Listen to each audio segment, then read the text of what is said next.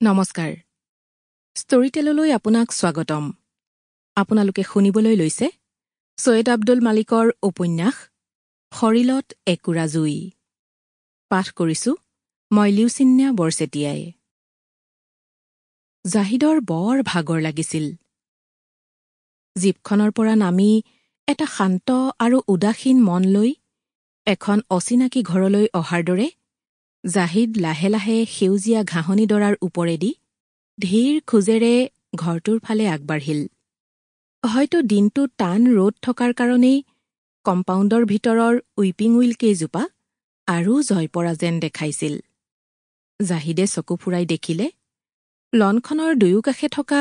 ফুলনি দুখনো ৰ'দতেই নে কিছু অযত্নতেই ম্লান পৰি আছে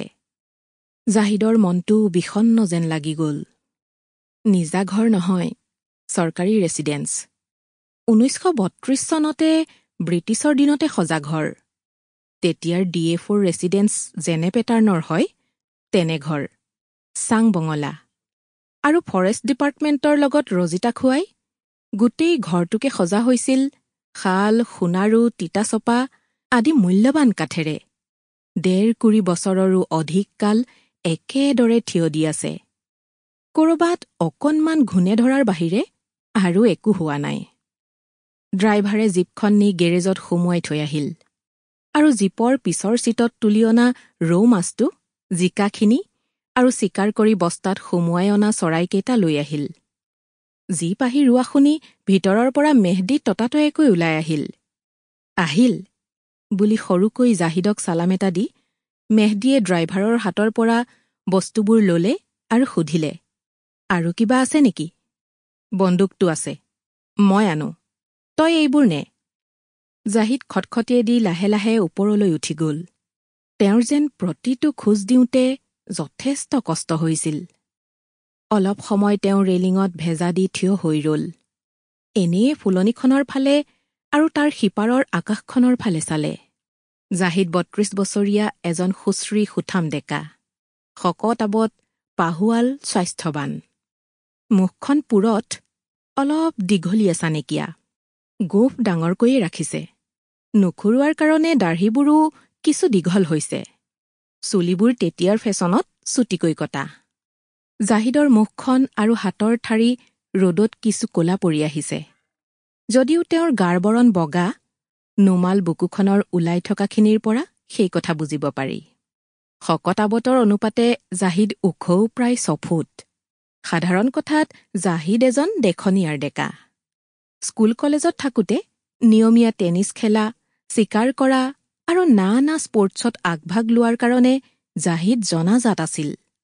এতিয়াও জাহিদে লাভ কৰা কাপ চিল্ড মেডেলেৰে এটা ডাঙৰ আলমাৰি ভৰি আছে মাত্ৰ সেইবোৰ চাবলৈ বা সেইবোৰৰ যত্ন ল'বলৈ জাহিদৰ সময় আৰু ইচ্ছা নাই কিন্তু সৰুৰে পৰা খেলা-ধূলা ব্যায়াম কচৰতৰ মাজেদি জাহিদে যিটো শৰীৰ গঢ়ি তুলিছিল